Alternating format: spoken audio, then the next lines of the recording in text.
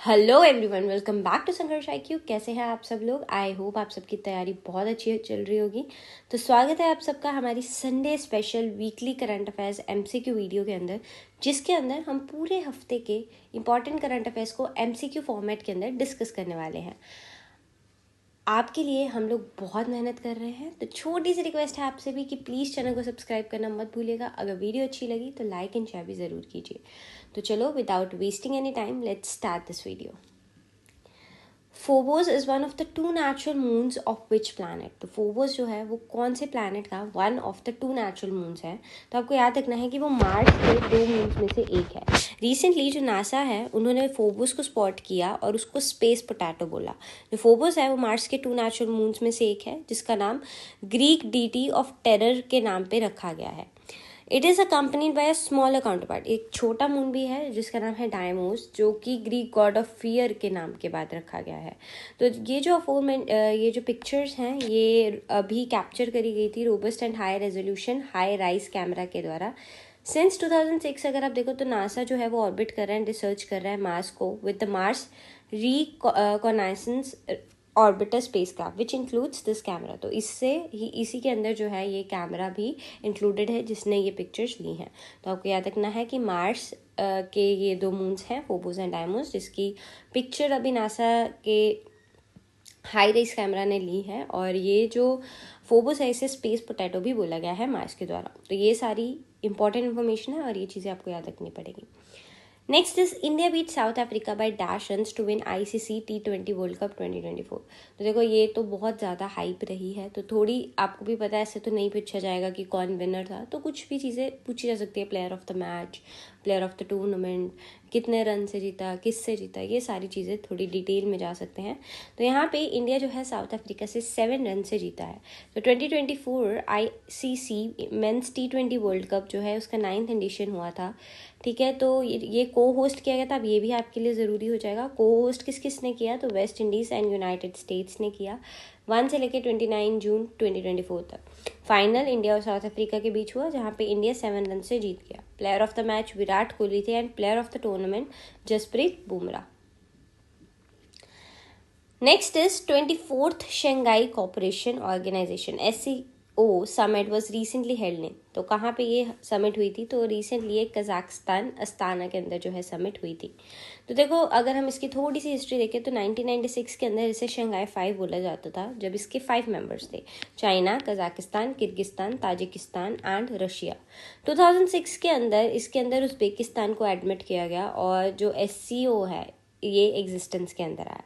Letter 2002 के अंदर इसका चार्टर जो है वो एग्जिस्टेंस में आ गया था। फिर 2017 में इंडिया और पाकिस्तान दोनों को एक साथ एडमिट किया गया था। एंड 23rd SCO समिट जो 23 में इंडिया में हुई थी, उसके अंदर ईरान को भी एडमिट कर लिया गया और अब यहाँ पे टोटल हैं 9 मेंबर्स। साथ ही अगर ऑब्जर्वर स्टेट्स की बात करें तो अफगानिस्तान, मंगोलिया एंड बेलारूस। ठीक है, तो ये चीज़ें आपको याद रखनी है SCO के बारे में। हमने ये देख लिया, पहले वो शंघाई 5 था, कैसे ये SCO बना। टोटल मेंबर्स 9 हैं, इंडिया एंड पाकिस्तान दोनों इसके मेंबर हैं, ये आपको याद रखना है। रशिया, चाइना इंपॉर्टेंट है, ये दोनों आपको याद रखने हैं। ठीक है, next is according to the global liveability index 2024 the best place to live in the world is. तो best place to live in the world कौन सी है? तो वियना, ऑस्ट्रेलिया।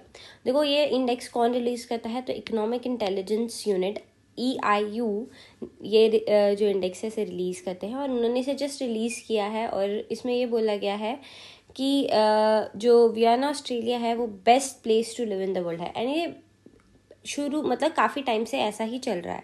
द 2024 इंडेक्स जो है वो टाउन्स को पूरे वर्ल्ड के अंदर रैंक करता है education, health care, culture, environment, stability and infrastructure के बेसिस पे। आफ्टर वियना अगर आप देखोगे तो कोपेनहेगन जो डेनमार्क में है वो 2nd प्लेस पर है, एंड ज्यूरिक स्विट्जरलैंड अब 3rd प्लेस पे मूव कर गया है। ठीक है, तो ये है हमारा ग्लोबल लिवेबिलिटी इंडेक्स 2024। तो ये आपको याद रखना है।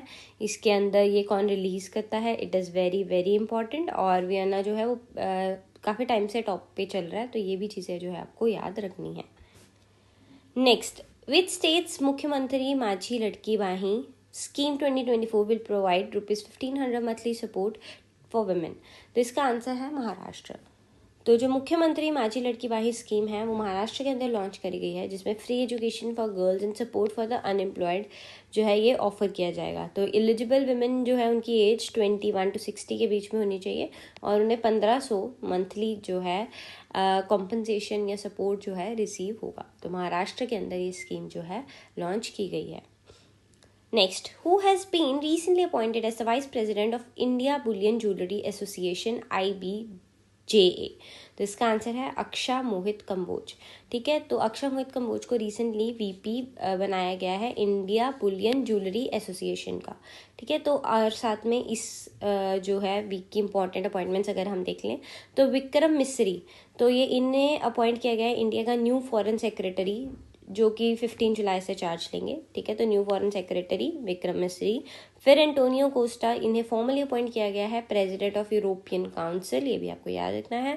रवि अग्रवाल को अपॉइंट किया गया है new chairman of Central Board of Direct Taxes CBDT का new chairperson. And next CS Setty जो है वो नेक्स्ट चेयरमैन रहने वाले हैं SBI के। तो ये चारों important appointments of the week हैं। आप सबको पता है कि स्टेट एग्जाम्स के अंदर बहुत बार ये क्वेश्चंस पूछ लिए जाते हैं एज ए जनरल नॉलेज के उसके अंदर क्वेश्चंस के अंदर, तो ये आपके लिए इंपॉर्टेंट हो जाएंगे। हम पूरे हफ्ते में जो भी इंपॉर्टेंट अपॉइंटमेंट्स आती है वो हर वीक डिस्कस करते हैं और जो रेगुलर हमारी करंट अफेयर की वीडियोस आती हैं उनमें तो करते ही करते हैं। तो इस तरह से आपकी रिवीजन होती है। देखो 2 फोल्ड है, एक बार आप उसे जैसे आ रहे हैं हम उसे रेगुलरली डिस्कस कर रहे हैं अपनी करंट अफेयर वीडियोज़ के अंदर, देन हम इसके ऊपर जो है पूरा करंट अफेयर का MCQ वीडियो डालते हैं जिसके अंदर पूरे हफ्ते के इंपॉर्टेंट करंट अफेयर्स को डिस्कस किया जाता है। चलो next is the 3 new criminal law bills, भारतीय न्याय संहिता BNS, भारतीय नागरिक सुरक्षा संहिता BNSS एंड भारतीय साक्ष्य अधिनियम BSA रिप्लेसेस। तो आपको ये याद रखना है कि 3 न्यू क्रिमिनल लॉ बिल्स आए हैं, जो भी ये जो न्यू हम बोल रहे हैं कि लॉ बिल्स आए हैं, तो ये तीनों जो हैं क्रिमिनल लॉ बिल्स हैं। ठीक है, तो अब इन्होंने किस किस को रिप्लेस किया है? तो सबसे पहले जो भारतीय न्याय संहिता है BNS, उसने IPC को रिप्लेस किया है। भारतीय नागरिक सुरक्षा संहिता ने CRPC को रिप्लेस किया है एंड भारतीय साक्ष्य अधिनियम ने एविडेंस एक्ट को रिप्लेस किया है। ठीक है, तो ये जो लॉ बिल्स हैं ये इन्होंने 1 जुलाई से इफेक्ट ले लिया है 2024 से, और जो कॉलोनियल एरा के ये जो एक्ट्स थे इन्होंने रिप्लेस कर दिया है रिस्पेक्टिवली। ठीक है, तो IPC, CRPC and evidence act को रिप्लेस किया है ये 3 BNS, BNSS एंड BSA ने।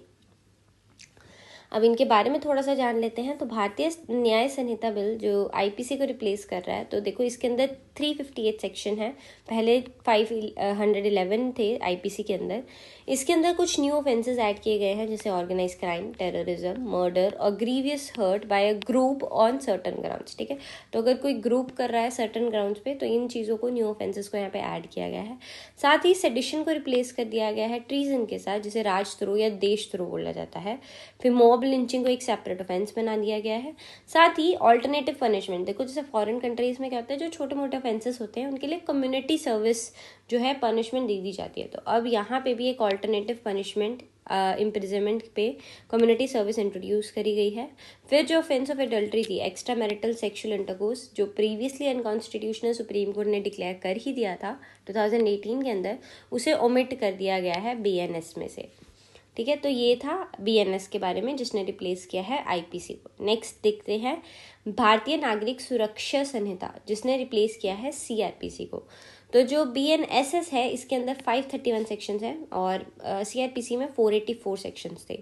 तो जो CRPC है इसके अंदर अरेस्ट, प्रोसिक्यूशन, बेल, इन सब का प्रोसीजर जो है प्रोवाइड किया गया है। अब इसके अंदर मैंडेट किया गया है कि जो भी ऑफेंस है जिसकी सज़ा 7 साल से ज़्यादा है उसकी फोरेंसिक इन्वेस्टिगेशन करी जाएगी, मैंडेटरी है।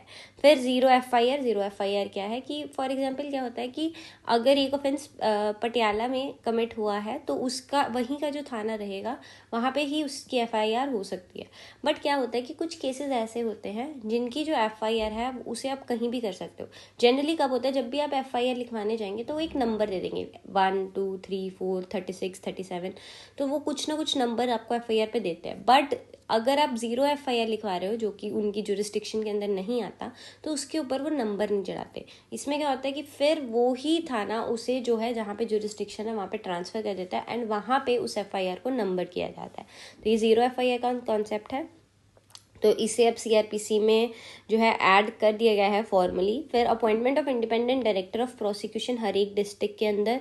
फिर विक्टिम सेंट्रिक जस्टिस होगी, ये भी जो है इंश्योर किया गया है सीआरपीसी के अंदर, जो रिमूव करके बीएनएसएस आया उसके अंदर, सॉरी। तो बीएनएसएस भारतीय नागरिक सुरक्षा संहिता, जिसने सीआरपीसी को रिप्लेस किया है, अब ये फॉर्मली जो है ये चीज़ें उसके अंदर बीएनएसएस के अंदर ऐड कर दी गई है, जो पहले सीआरपीसी के अंदर ऐड नहीं थी। ठीक है। Next, Bharatiya Sakshya Sanhita bill replaces Indian Evidence Act 1872। अब इसके अंदर क्या है, इलेक्ट्रॉनिक एंड डिजिटल रिकॉर्ड्स के लिए भी जो है एक तरह से अलाउ कर दिया गया है। फिर एज लिमिट जो कंसेंशुअल सेक्स है वाइफ के साथ, उसे भी 15 से इंक्रीज करके 18 कर दिया गया है। स्नैचिंग को एक सेपरेट ऑफेंस बना दिया है। EFIR की प्रोविजन दी गई है। And NGOs and third parties जो है वो मर्सी पिटिशन को फाइल नहीं कर सकती, ये बात भी यहाँ पे करी गई है। ठीक है। तो ये था कुछ इंपॉर्टेंट चीज़ें जो आपसे एग्जाम्स में पूछी जा सकती है। अनलेस आप लीगल किसी उसमें जा रहे हो तो आपको इसे डिटेल में पढ़ना है, अदरवाइज आपके लिए इतना ही बहुत है। ठीक है। नेक्स्ट, तो RBI joins project nexus with dash countries for seamless cross border transaction. तो कितनी कंट्रीज के साथ आरबीआई ने प्रोजेक्ट नेक्सस को ज्वाइन किया है for seamless cross border transaction? तो इसका आंसर है 4। जो प्रोजेक्ट नेक्सस है वो वर्ल्ड वाइड एफर्ट है। तो इससे क्या होगा कि लोगों के लिए आसान हो जाएगा पैसा इंस्टेंटली अक्रॉस बॉर्डर्स भेजना। इन दिस प्लान यूपीआई जो है इंडिया का, वो लिंक करेगा फास्ट पेमेंट सिस्टम्स के साथ, जैसे मलेशिया के, फिलीपींस के, सिंगापुर के एंड थाईलैंड के। एंड जो बैंक ऑफ इंटरनेशनल सेटलमेंट है, BIS इनोवेशन हब, उन्होंने प्रोजेक्ट नेक्सस स्टार्ट किया था यही to bring about a new way of doing things in international payments. ठीक है। तो इंटरनेशनल पेमेंट में नई चीज़ों को लाने के लिए, इनोवेशन को लाने के लिए। ठीक है। तो ये है हमारा आरबीआई ने 4 कंट्रीज़ को प्रोजेक्ट नेक्सस के अंदर ज्वाइन किया है। ठीक है। तो ये आपको याद रखना है, और ये 4 कंट्रीज़ का नाम भी यहाँ पे है। ठीक है। और इसका जो है पर्पस क्या है कि इंटरनेशनल पेमेंट्स के अंदर इनोवेशन लाने का, इंस्टेंटली मनी ताकि क्रॉस बॉर्डर सेंड किया जा सके। ठीक है। तो ये सारी चीज़ें हैं। Next is which country becomes the first country to prepare full list of its fauna. तो कौन सी ऐसी कंट्री है जो पहली कंट्री बनी है जिन्होंने पूरी लिस्ट बना दी है अपनी फौना की? तो इसका आंसर है इंडिया। तो रिसेंटली इंडिया ने क्या है कि fauna of India checklist portal जो है रिलीज किया है, जो एक मेजर स्टेप था टुवर्ड्स प्रोटेक्टिंग वाइल्ड लाइफ।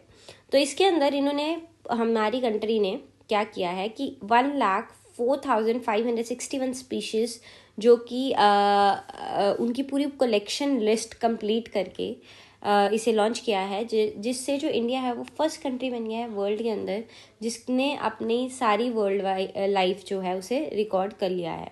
तो जो ये लॉन्च है ये कोलकाता के अंदर हुई 109th foundation day of the zoological survey of India, ZSI के फाउंडेशन डे पे कोलकाता के अंदर इसे लॉन्च करा गया। ठीक है। तो ये मैं आप देखो, इंडिया इससे जो है फर्स्ट कंट्री बन गया है वर्ल्ड के अंदर जिसने अपने सारे वाइल्ड लाइफ को रिकॉर्ड कर लिया।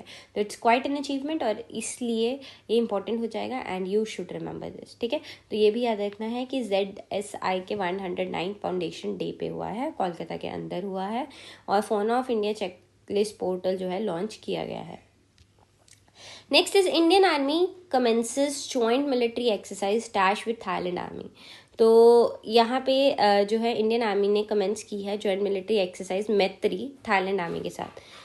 ठीक है। तो साथ ही और देख लेते हैं, तो जो RIMPAC है, रिमपैक, वो इंडिया नेवी जो है ज्वाइन करा है वर्ल्ड लार्जेस्ट नेवल एक्सरसाइज। ये हवाई USA के अंदर हो रही है और ये पूरी दुनिया की लार्जेस्ट नेवल एक्सरसाइज है।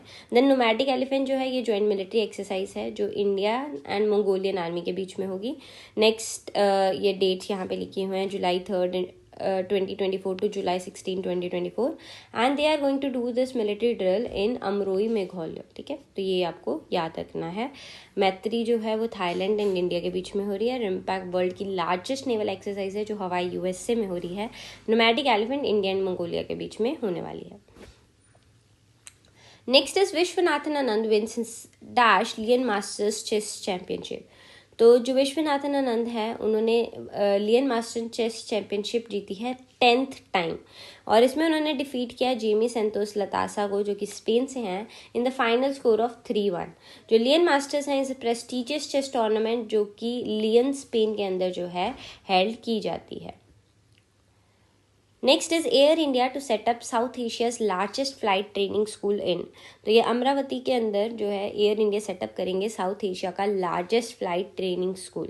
तो ये जो स्कूल है वो महाराष्ट्र के अमरावती डिस्ट्रिक्ट के अंदर लॉन्च किया जाएगा, इस्टेब्लिश किया जाएगा, और इसकी जो इन्वेस्टमेंट है वो ओवर 200 करोड़ जाने वाली है। ये जो इनिशिएटिव है वो सिक्योर करेगा एक steady pipeline of pilots for the airline which will require 500 to 700 pilots annually to support the expansion plans following a mega order of 470 Airbus and Boeing aircraft in 2023। तो ये इनिशिएटिव क्या है कि जो पायलट्स हैं उनके लिए एक स्टडी पाइपलाइन, मतलब पायलट्स आते रहे हमारे पास, क्योंकि अब जो हमारी एनुअल रिक्वायरमेंट्स हैं उसके अकॉर्डिंग 500 to 700 पायलट्स जो है वो हमें चाहिए। किस लिए? क्योंकि एक्सपेंशन प्लान्स जो हैं अब उसे सपोर्ट करने के लिए, अभी जैसे मेगा ऑर्डर आया 470 एयर बसेस का बोइंग एयरक्राफ्ट्स का 2023 में, अब इसके चलते ज़्यादा से ज़्यादा पायलट्स की ज़रूरत है। तो इसीलिए एयर इंडिया अब सेटअप करने वाली है साउथ एशिया का सबसे बड़ा फ्लाइट ट्रेनिंग स्कूल महाराष्ट्र के अमरावती डिस्ट्रिक्ट के अंदर। Next is which country recently introduces holographic technology in new bank notes. तो ये किसने किया है? तो ये जापान ने, जुलाई 3 को जापान ने इंट्रोड्यूस किए new bank notes featuring what it claims to be world's pioneering use of advanced holography. ठीक है, तो वर्ल्ड के अंदर पहली बार एडवांस होलोग्राफी का ऐसे यूज़ किया जा रहा है। ये जो टेक्नोलॉजी है ये एक इल्यूजन क्रिएट करती है हिस्टोरिक फिगर्स पोर्ट्रेट्स की, rotating in 3D on the bill, serving as a key anti counterfeit major. ठीक है, तो अब एंटी काउंटरफीट मेजर जो है ये एक सर्व करेगा जो नकली नोट है, नकली करेंसी है, उनके अगेंस्ट एक फाइट के लिए। तो जापान की जो करेंसी है उसे जापानीज येन बोला जाता है। Next is India to host 46th UNESCO world heritage committee session in. तो ये कहाँ पे होस्ट किया जाएगा? तो इसका आंसर है New Delhi. In a landmark event for India's culture diplomacy, ये जो नेशन, हमारा जो नेशन है, is to set to host 46 session of UNESCO world heritage committee, जो कि जुलाई 21 से 31 2024 तक चलने वाला है। ये जो प्रेस्टिजियस गैदरिंग है ये कहाँ पे होगी? तो ये भारत मंडपम न्यू दिल्ली के अंदर जो है होने वाली है। Bringing together delegates from around the world, जो कि डिस्कस करेंगे एंड डिसाइड करेंगे matters of global cultural significance. 42 UNESCO world heritage sites जो है वो इंडिया के अंदर हैं, जिसके अंदर से 34 जो है कल्चरल है, 7 नेचुरल है एंड 1 जो है मिक्स साइट है।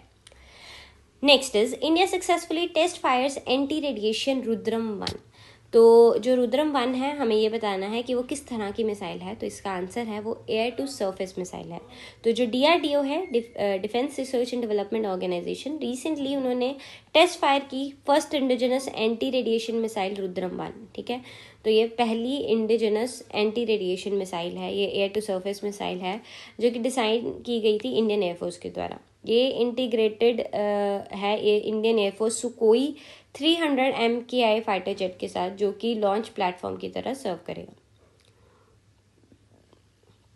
Next is which country gears up to host 57th ASEAN foreign ministers meeting. तो कौन सी कंट्री है जो 57th ASEAN foreign minister meeting को होस्ट करेगी? तो इसका आंसर है लाओस, जिसके पास करंट चेयर है। जो association of south east Asian Nations, ASEAN जो है वो एक पॉलिटिकल एंड इकोनॉमिक यूनियन है जिसके अंदर 10 कंट्रीज हैं साउथ ईस्ट एशिया में से। ठीक है, तो ये 10 countries Myanmar, Thailand, Cambodia, Singapore, Indonesia, Laos, Vietnam, Malaysia, Philippines and Bruny दारुसलम। ठीक है, तो ये आपको याद रखना है। इंडिया इसका मेंबर नहीं है, तो ये तो बहुत इंपॉर्टेंट रहने वाला है। फिर 1967 के अंदर जो बैंकॉक डिक्लेरेशन है उसने इस्टेब्लिश किया था आसियान को। सेक्रेटेरिएट इसका जकार्ता इंडोनेशिया के अंदर है। लाओस इसके पास इसकी करंट चेयर है एंड वही इसकी जो 57th मीटिंग है फॉरेन मिनिस्टर्स की उसे होल्ड करने वाले हैं। Next is international day of cooperatives is observed on. तो इंटरनेशनल डे ऑफ कोऑपरेटिव्स कब मनाया जाता है? तो इसका आंसर है 6 जुलाई। ऑन 6 जुलाई जो कोऑपरेटिव्स वर्ल्ड वाइड है वो सेलिब्रेट करेंगे international day of cooperatives under the theme cooperatives building a better future for all. ठीक है, next is Kolkata, Kokrajhar, Shillong and dash to host Durand cup 2024 starting July 27। तो इसका आंसर है जमशेदपुर। तो जो फर्स्ट ये जो है 1888 के अंदर दुरंत कप जो है खेला गया था, ये इंडिया का ओल्डेस्ट फुटबॉल टूर्नामेंट है एंड ये सर्व करता है as the opener for Indian domestic season. जो अपकमिंग एडिशन है वो 133rd एडिशन रहने वाला है इस लेगेसी कॉम्पिटिशन का। होस्ट सिटीज़ कौन सी है, तो कोलकाता, कोकराझार, शिलोंग एंड जमशेदपुर। जो दुरंत कप 2023 है उसमें मोहन SG जो है वो जीते थे। Next is how many cabinet committees were recently reconstituted by government of India. तो कितनी कैबिनेट कमेटीज रिसेंटली रिकॉन्स्टिट्यूट की गई थी, तो इसका आंसर है 8। तो जो कैबिनेट कमेटीज हैं वो एक्स्ट्रा कॉन्स्टिट्यूशनल होती हैं in emergence, in other words they are not mentioned in the constitution. However जो रूल्स ऑफ बिजनेस हैं वो उनके एस्टैब्लिशमेंट के बारे में प्रोवाइड करता है, जैसे ट्रांजेक्शन ऑफ बिजनेस रूल 1961। ये ऑर्गेनाइजेशनल डिवाइस है ताकि जो वर्कलोड है कैबिनेट का उससे कम किया जा सके, और ये फैसिलिटेट करती है in depth examination of policy issue and effective coordination. ठीक है, तो कौन कौन सी कमेटीज़ हैं हम सिर्फ नाम देख लेते हैं, अगर आप रोक के इसकी कॉम्पोजिशन वगैरह रीड करना चाहें तो आप कर सकते हैं। तो देखो सबसे पहले appointments committee of the cabinet, इसे कॉन्स्टिट्यूट किया गया है। फिर cabinet committee on accommodation, then cabinet committee on economic affairs, then cabinet committee on parliamentary affairs, फिर cabinet committee on political affairs, cabinet committee on security, cabinet committee on investment and growth and cabinet committee on skill employment and livelihood. ठीक है, तो ये थी committees. अगर आप इसकी composition पढ़ना चाहें आप पढ़ सकते हैं। ठीक है, तो last question is who has been recently appointed as the principal spokesperson of central government. तो किसे अपॉइंट किया गया है recently as principal spokesperson of central government, तो इसका आंसर है धीरेन्द्र ओझा। साथ ही अगर हम बाकी के अपॉइंटमेंट्स देख ले तो जस्टिस शील नागू इन्हें अपॉइंट किया गया है chief justice of Punjab and Haryana high court. Naveen Chandra Jha को new MD and CEO appoint किया है SBI general insurance company limited का, एंड राजेंद्र खन्ना को अपॉइंट किया गया है additional national security advisor NSA के। ठीक है, तो ये थी हमारी आज की वीडियो। इसकी PDF PPT आपको हमारे टेलीग्राम चैनल पे मिल जाएगी, जिसका लिंक आपको डिस्क्रिप्शन बॉक्स में मिल जाएगा। आई होप आपको ये कंटेंट इन्फॉर्मेटिव लगा और आप इसको प्रैक्टिस करें, ताकि जो करंट अफेयर्स हैं वो आपके लिए कोई प्रॉब्लम ना रहे एग्ज़ाम्स में। एकदम से बर्डन लेने की जगह अगर आप वीकली इसे प्रिपेयर करते रहेंगे, स्पेशली MCQ फॉर्मेट में, तो it is going to be really easy for you. तो चलो, good luck for your preparation. मुलाकात होगी नेक्स्ट वीडियो के अंदर। Thank you so much, bye bye.